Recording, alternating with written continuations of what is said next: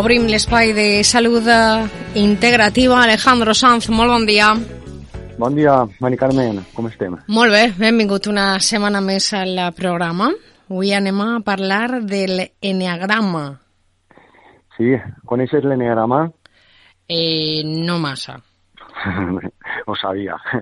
És una ferramenta que la veritat que és que no es coneix molt, però que vaig a intentar contar-vos un poquet de què es tracta per a que aquelles persones que li ressone, els agrada que indaguen més, llisguen i vegin els referents sobre aquesta matèria, perquè la veritat és que és un camí d'autoconeixement que, com puc comprovar jo en la meva vida i en els meus pacients, canvia vides i fa que les persones desperten i s'adonen de per què sofreixen tant i de quina manera calmar aquest sofriment d'una manera molt lògica, que és aprenent el que portem dins.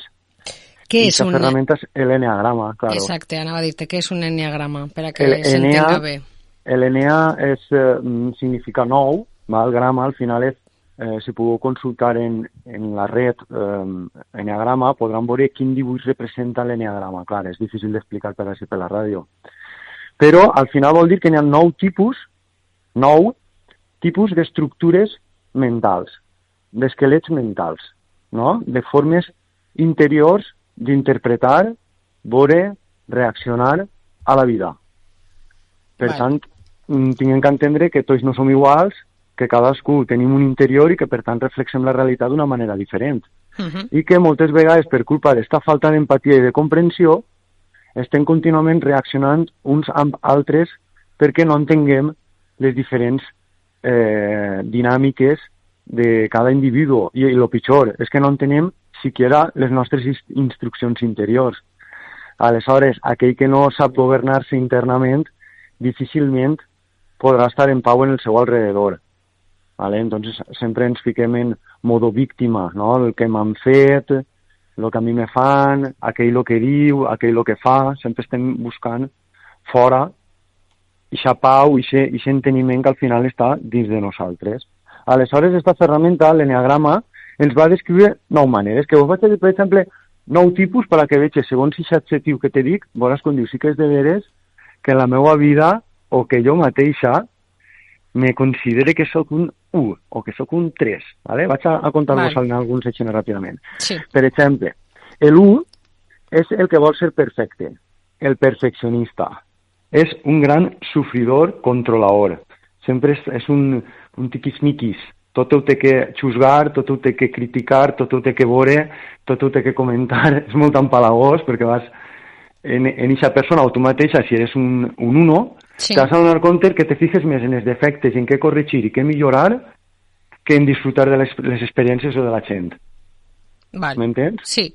Entonces, mira si estem rodejats de unos que estan tot el dia en la queixa de com deurien ser les coses, com se deurien fer, quan el que realment li passa al 1 és que no se sent bé en ell mateixa, no se sent lo suficientment perfecte, i entonces vol que siga la realitat que ell observa tot lo perfecte que ell no és. Entonces, clar, en una vida tan complexa es senten molt amargats. Estan realment sempre en un to de crítica. Val? Vos vaig a parlar sobretot de les ferides dels eneatipos, ja que els eneatipos, igual que vos vaig a contar-lo mal, perquè d'alguna manera és el que més genera aixina com dir, és de veres, jo sempre estic per ahí, que si això té que ser aixina i tot recte, i això de color roig, tot perfecte. En aquest tipus de gent no tinc un munt alrededor. Però Alejandro, per exemple, una persona que treballa i vol fer el seu treball bé, i que isca bé, no és ser perfeccionista, és ser perfeccionista. Mira, el problema és quina motivació te mou per a ser perfecte. Una cosa és tindre un objectiu clar, però el que no pot ser és que tu llegues de la feina i siguis en la mateixa història, corregint i controlant a tot el teu alrededor perquè té que ser com tu dius. Ja. Són típicament, per exemple, mares controladores, o són persones que pareixen policies, a més de persones. Estan controlant... Ara n'hi ha molts d'estos. Per això. M'agrada començar per l'1 perquè estem ara en ixe món, no? En el món del iracundo. És rabiós, prepotent, dona molt la brasa, es queixa, ¿vale? Entonces, t'estic parlant de la part mala. Sí. Perquè, clar, com tu havies dit, ixe uno, ixe perfeccionista rabiós, quan es centra i està equilibrat i està en calma, és una màquina.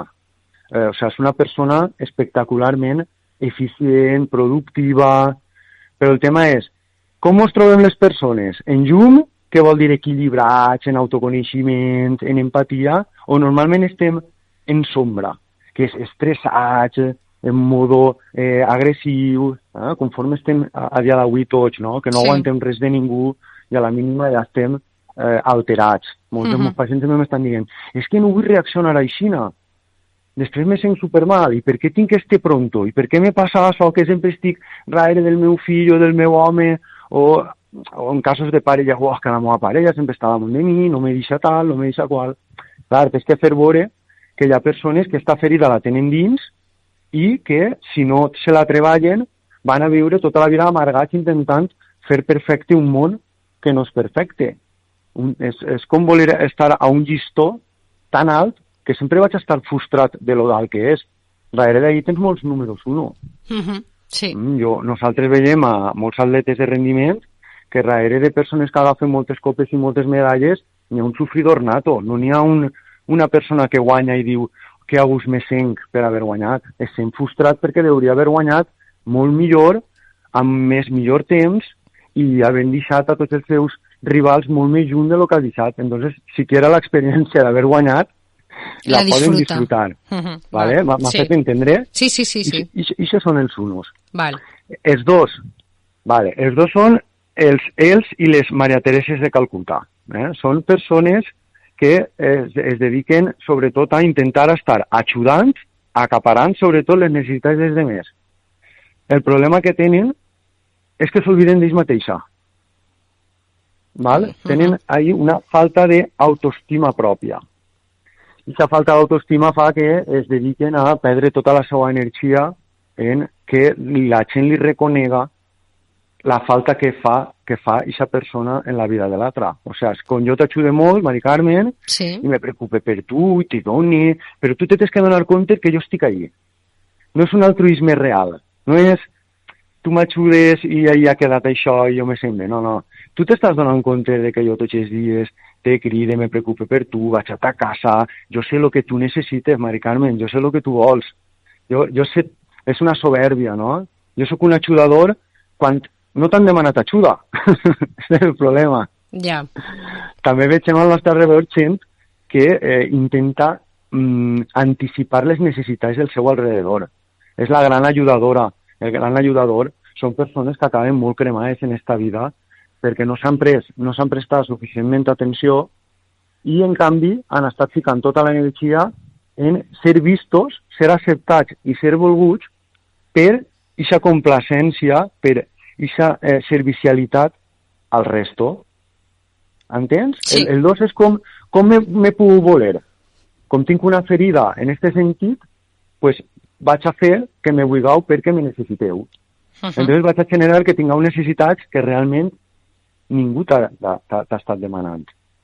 Com jo sé el que necessites, jo vaig, te done, jo busque, hasta que al final les persones li pots dir escolta, fica't en la teva vida perquè jo ja tinc la meua i no necessite que estigues damunt de mi.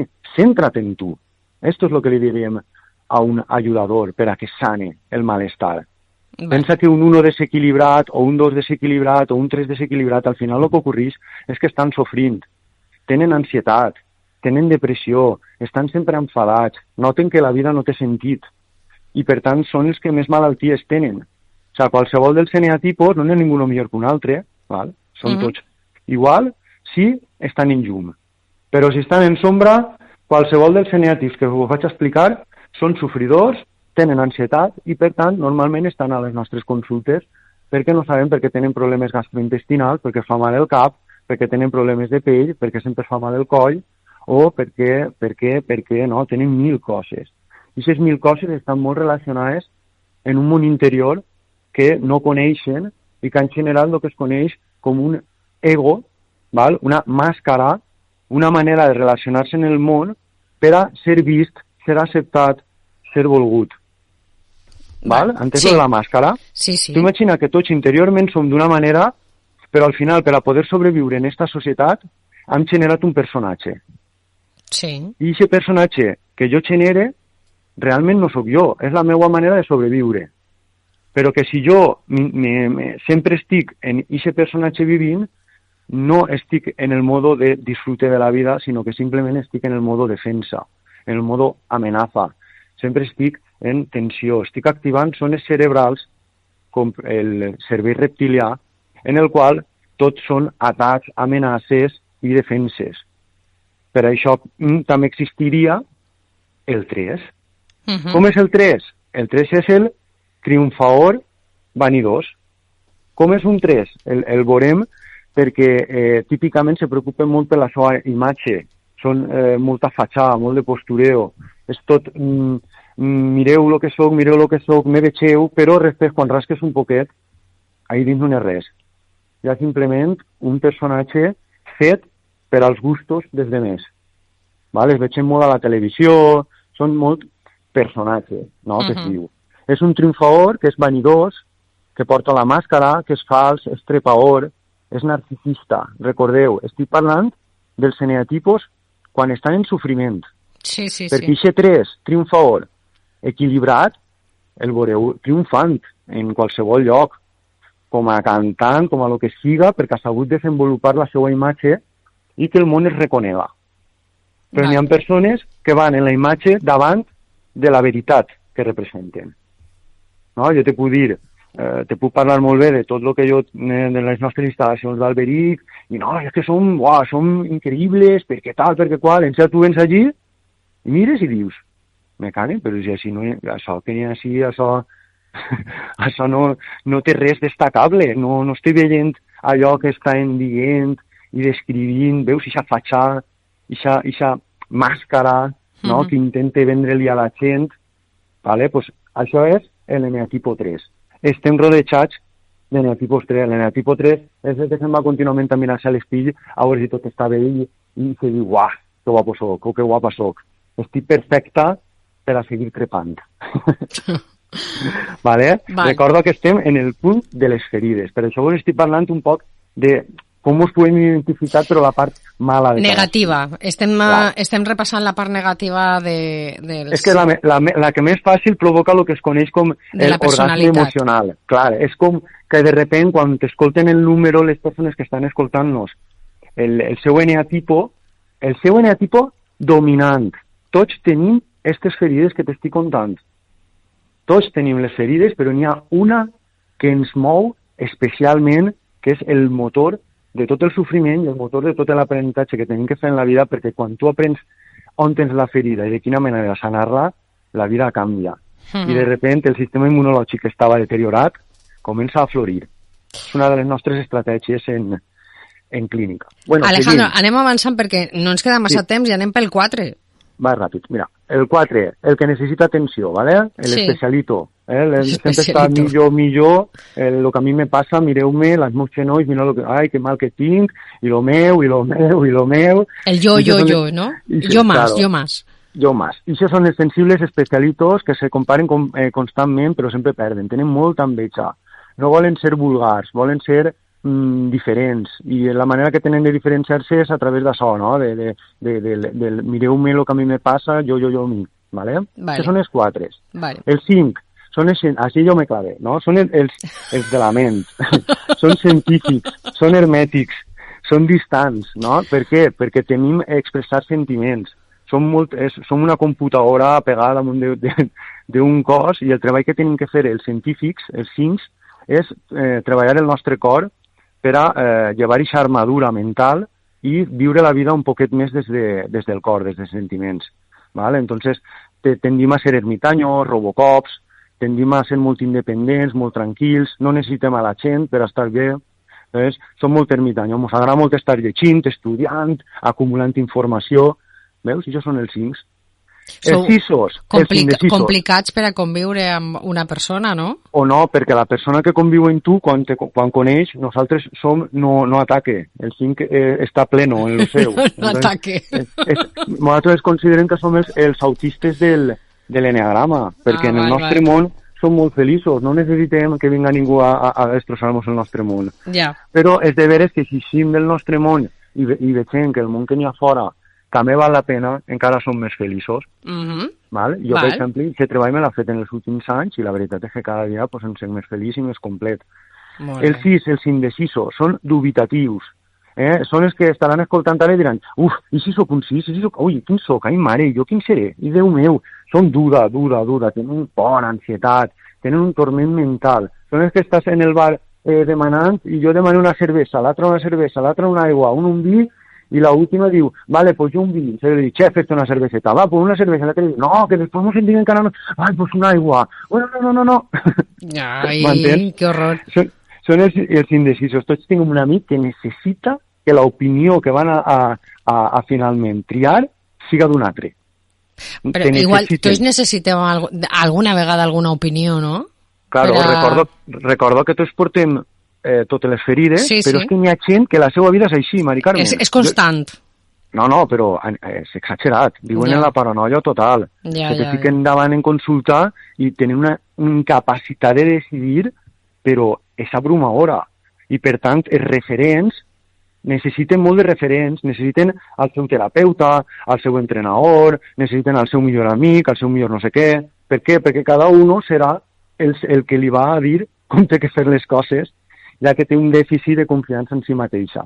Vale? Sí. El 7, el happy flower. El 7 és l'entusiasmat dispers que pareix que mai passa res mal.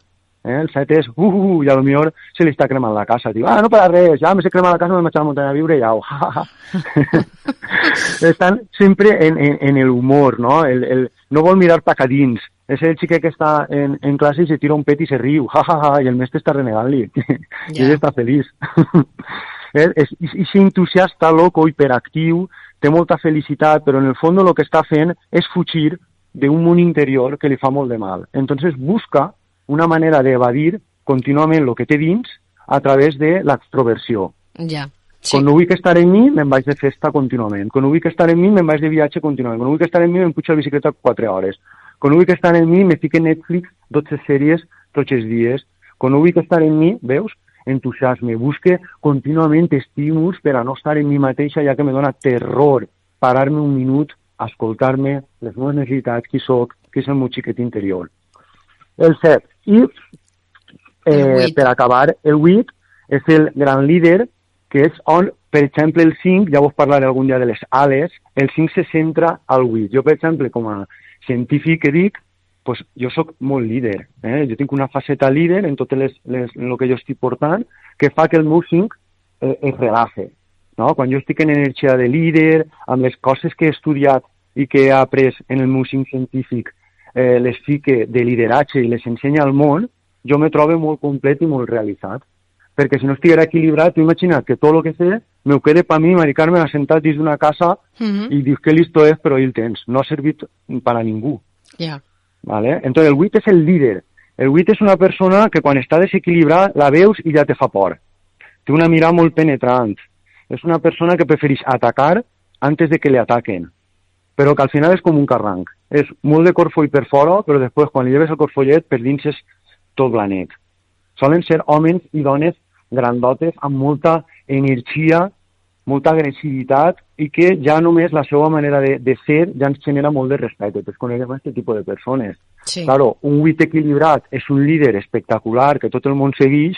Un 8 desequilibrat és una persona, és un jefe al que tots temen. Se porta mal i la seva energia és l'agressivitat. Entens? Sí. Has vist? Entonces, veus que tinguem molts patrons, al final, bueno, perdó, el 9. Ens falta el 9, El 9 al final és el Bob Marley, se li diu. És una persona que per no discutir, saps? Passa. Saps com que... Paz i amor. Sí, és paz i amor, és el Bob Marley, ell fabrica la seva pròpia marihuana interna, entonces és una persona molt pacificadora, és invisible, passa desapercebut, no és important, ell s'anul·la en si de que no passa res, saps? De que la cosa funcioni. Sí, és incapaç de dir que no. O sigui, per no quedar mal, diu que sí. L'únic que passa és que va dient que sí a tot el que li va dient. Pare, diu, pues tens que estudiar, ¿sabes? Pues sí, pare, pues sí, mare, pues sí, sí, y al final un dia en un dinar de Nadal, després d'haver-se fet 2 copes de vi, agarra, se'n va a un pensament i diu que no vull que estudiar la carrera, colló! I un dia ho reballen tot el que s'han callat durant mesos o anys, un dia de putxó i de no aguante més, i és tota la veritat. Perquè al final han estat tota la vida tragant en fi de no provocar discussions. El que és nou ho sap, perquè sap que no li agrada gent quan hi ha líos alrededor, quan hi ha discussions, quan hi ha mal ambient. El nou és un pacificador. Entonces, però tenen un problema, i és que el nou és super perezoso. Costa molt tot, la seva energia, este és el del sofà, este és el de l'ordinador, és el que està ahí quiet i que no es mou, i sa mare va a buscar-lo i vol discutir en ell, però és que ni això, no li trau ni la discussió, li diu que sí, mare, tens raó. Clar. Una altra energia diferent. Sí. Ja vos he explicat nous diferents ferides que tots tenim, però que una d'elles ens caracteritza a cadascú de nosaltres. T'anime a que esbrines quina és la teva, Mari Carmen. Ja te la preguntaré, a veure, quin creus que és? Sí, perquè no la tinc jo clara. Clar que no, és molt difícil que en un primer impacte, i menys tan incomplet i en tots els respectes tan mal comptat, perquè al final és molt poc de temps per a algo que, per exemple... Podem continuar la pròxima setmana, Sí, ja veureu que vos agrada molt este tema. De fet, estic preparant i també podem parlar de com canviar o com fer-li front, no? Molt bé, molt ben vist. Clar, això al final ens està donant moltes ferramentes perquè les persones isguen d'aquest lío i traguen el seu potencial, perquè cada ferida té un potencial bestial en un sentit. Més val conèixer-lo per a viure la vida des d'aquest costat. Clar, que siga canviar-ho a la part positiva d'aquest mateix tipus o d'aquesta mateixa ferida, fer-la positiva. Correcte. Això seria al final el millor que podríem fer amb la ferramenta de l'enneagrama. Recordeu que és una ferramenta d'autoconeixement sobretot i que no val per anar després dient-li, bé, això és un 7, això és un tal. Això ho fem els terapeutes només. Claro, a mi m'interessa molt conèixer quin és el món interior de les persones que tinc davant, evidentment, per a poder empatitzar millor i que els meus discursos i la meva energia s'adapte molt més a lo que a la persona li va. Perquè no és el mateix parlar en un perfeccionista controlador que en un nou que passa de tot. Entonces tu en consulta estàs veient dos persones totalment diferents que tu no li pots contar les coses de la mateixa manera. I dic en consulta com podria dir quan vas a Pelpà o quan vas a qualsevol puesto. A Pelpà de farina... Bueno,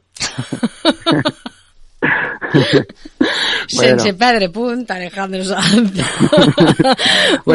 Una setmana més amb nosaltres, dime. Que no se m'oblide dir-vos que un gran referent així en el nostre país és Borja Vilaseca, té un llibre que es diu Encantado de conocerme, que pràcticament tots els meus pacients acaben llegint per a fer aquest aprenentatge, i que és una passada. Borja té en YouTube xarles que us van agradar molt, és una passada. El món de l'enneagrama té més de 2.000 anys, ve del sufís, fa molt de temps, hi ha altres grans referents com Claudio Naranjo.